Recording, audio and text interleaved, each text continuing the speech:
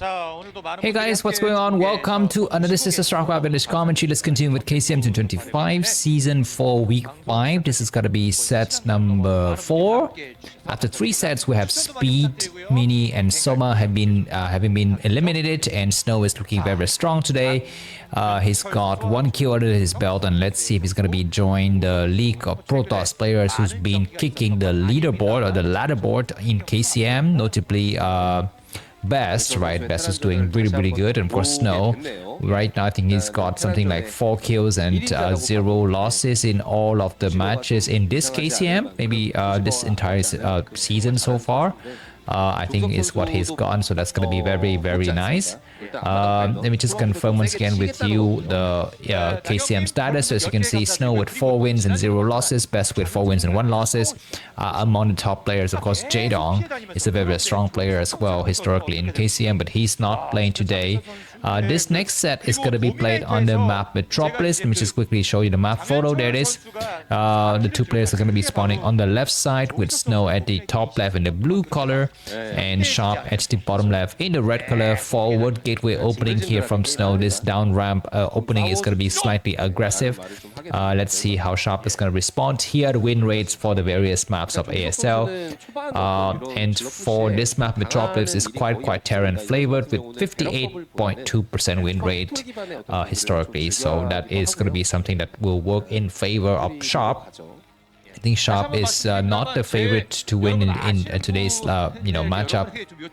Let me just quickly show you where exactly are the players standing. So here are the ELO scores of the top 10 Broodwar players. In the middle, you will see the average ELO scores of the players playing in today's lineup. Very balanced lineup. And here are the ELO scores of individual players. As you can see, Sharp is among the least ELO rated player. He's got only 1249. He's just slightly above Best and above Mini. That's right. But he's behind everyone else. So that is going to be something to keep in mind. And in the last 30 days, let me just quickly show you the win rate. So for Sharp against Protoss player, his win rate is 61%, and Snow against Terran is 69%. You can see a huge difference in win rates between Snow's PVZ and PVT records. No wonder he's he's just a god when it comes to PVT, but when it comes to PVZ, he struggles. So this is something that we've been seeing a lot from Snow. Let's see if he's gonna be able to improve in the next season of ASL. But for now, let's focus on these battles. Zelle coming out from Snow. He takes a few more hits than he wanted to, and Zelle's gonna get the score out. The SCV gets sniped. This is gonna be very important, so that Zelle can head right away towards Sharp's expansion. He doesn't have to think about going to try to chase it with a probe or anything like that.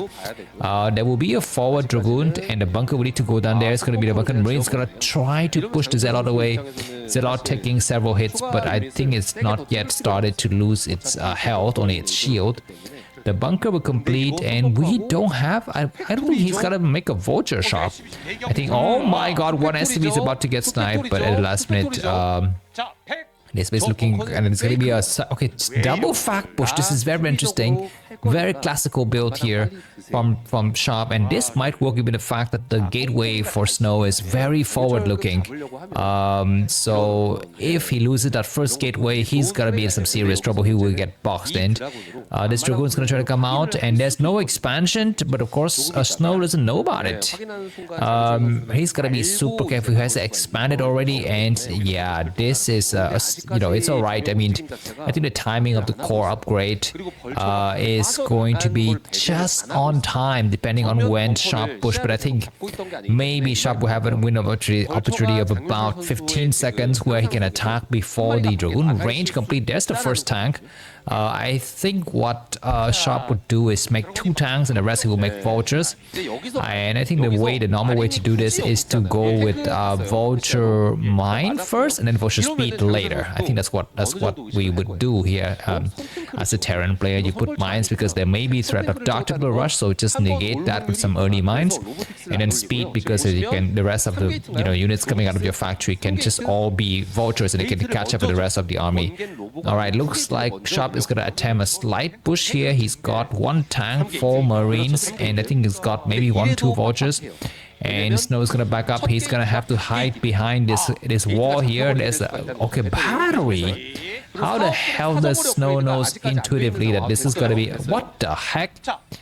What happened to the core range upgrade? Did it finish? Or did he just cancel it and make something else?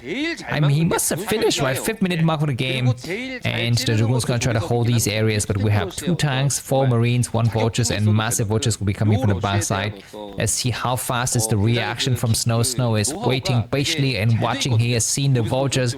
He will try to take a few hits, but now the attack from the right side is coming forward, and I think Sharp would do an attack as well. Let's move the Zelle out, move the Vulture in the main. The Vulture gets sniped already. Now Dragoon is going to try to hide behind a battery. He needs to actually make something to block. And we have a Dragoon that gets popped right away though. But for the timing, looks like Snow is able to hold. He's going to have additional Dragoons from the high ground. He's going to try to get 1 tank. 1 mine has been cleared. The second mine has been cleared again. These Dragoons are very damaged, but the probes are coming out to support. 1 Vulture on the high ground, but it gets sniped very, very quickly. Behind his 3 Dragoons are doing great attack. We need to actually connect with the battery. He's going to try to use the battery. He gets 1 tank already. He's going to kill yet another SCV. Vulture get trapped. The Vulture is about to die. There's going to be a mine explosion killing 2 Dragoons. That's going to be a huge hit from Sharp. We're going to be having the 3rd Dragoon coming out. The last Dragoon is going to be very, very careful here. There's several mines getting set up, and this Dragoon is going to eat a lot of mines, but probes are trying to surround her. The tank is getting surrounded, and looks like that tank is about to fall. The tank is not yet dead. The tank is still alive. The probes are trying to get it. At last, the Vultures had died as well. That was so insanely close. That mine is going to get destroyed. And great mine clearance. And Vulture's going to try to go to. They would try to lay a few more mines, but additional gate Dragoons are here. Keep in mind that Sharp doesn't have an expansion. Sharp try to go inside the main, but he loses most of the Vulture. He gets the last of the mine destroyed. This Vulture will try to go and hide in the corner. He gets maybe another probe killed, but now all of the Vultures have died. And take a look at the expansion for Sharp. We don't have any expansion from Sharp. The Dragoon need to run away very far and connect with the battery. He was going to try to come out next. Why doesn't he use the... oh my god, that was very, very careless. Why doesn't he use the battery more often? That is the question I have, but now looks like Sharp will expand, but this is very late expansion. And Snow has mostly cleared his area. What about his robotics and his observatory? I think they are underway. Vultures once again try to get in, but look at how many Dragoons there are, so there's going to be no way the Sharp can move across here. The last of the mines get cleared out. Very, very immaculate Dragoon play here. Okay, the robotics is definitely quite delayed here for Snow. And behind this, he could not easily expand. As you can see, mines getting late at the 12 o'clock position. I mean, if Snow could just come out and expand right now, it's going to be great. Because, you know, he is actually very much behind in terms of... probe count. He's lost several probes, but there's nothing. Okay, looks like he's expanding towards the 9 o'clock position. This is the perfect idea because actually that base, he can hold it. He can definitely hold it because he's got so many Dragoons, and Sharp is going to be boxing for a while.